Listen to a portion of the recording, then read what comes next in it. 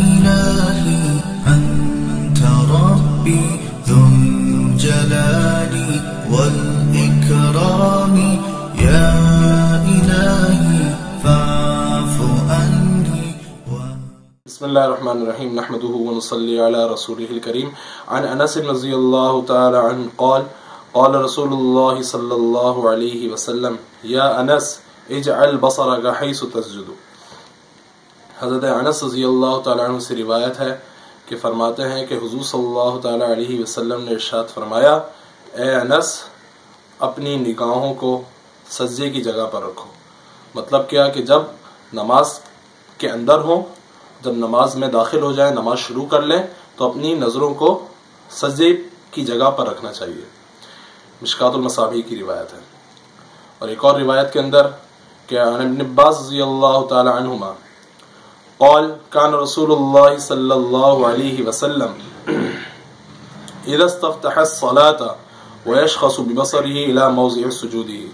کہ حضرت ابن عباس رضی اللہ تعالی عنہ سے روایت ہے کہ فرماتے ہیں کہ حضور صلی اللہ تعالی علیہ وسلم جب نماز شروع فرماتے تو آپ صلی اللہ تعالی علیہ وسلم کی جو نظریں ہوتی تھیں وہ سجدے کی جگہ پر ہوتی تھی.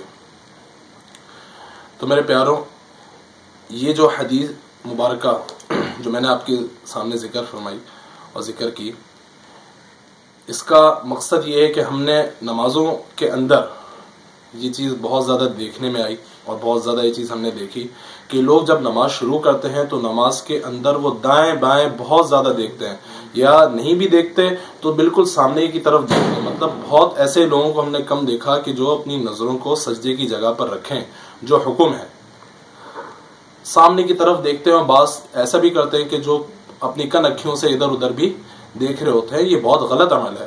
اس طرح نماز کے اندر سے جان نکل جاتی ہے.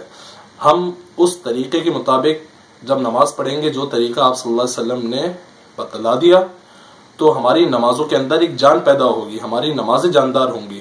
جب ہماری نمازیں جاندار ہوں گی ہماری دعاؤں کے اندر طاقت پیدا ہوگی. جب ہماری دعاؤں کے اندر طاقت پیدا ہوگی تو اللہ سبحانہ و تعالیٰ سے ایک ربط پیدا ہوگا، ایک تعلق پیدا ہوگا. پھر ہماری کوئی مشکل نہیں رہے گی اور ہمارے لیے پھر اللہ تعالیٰ آسانیاں پیدا فرما دیں گے. اصل چیز کیا ہے؟ ہمارا طریقہ کار نمازوں کے اندر کا، نماز کے باہر کا، وہ آپ صلی اللہ علیہ وسلم کے طریقوں پہ آ جائے. اس سے اللہ سبحانہ و تعالیٰ سے ایک تعلق مضبوط ہوتا ہے. تو میں نے جو حدیث شریف جو ذکر کی تو اس کے اندر خاص اس چیز کو ملحوظ خاطر رکھا گیا، اور ملحوظ میں نے رکھا کہ جو ہے لوگ یہ بہت زیادہ غلطی کر دیتے ہیں کہ نماز شروع کرتے ہیں اور سامنے دیکھ رہے ہوتے ہیں، ان کی نظریں سجدے کی جگہوں پہ نہیں ہوتی.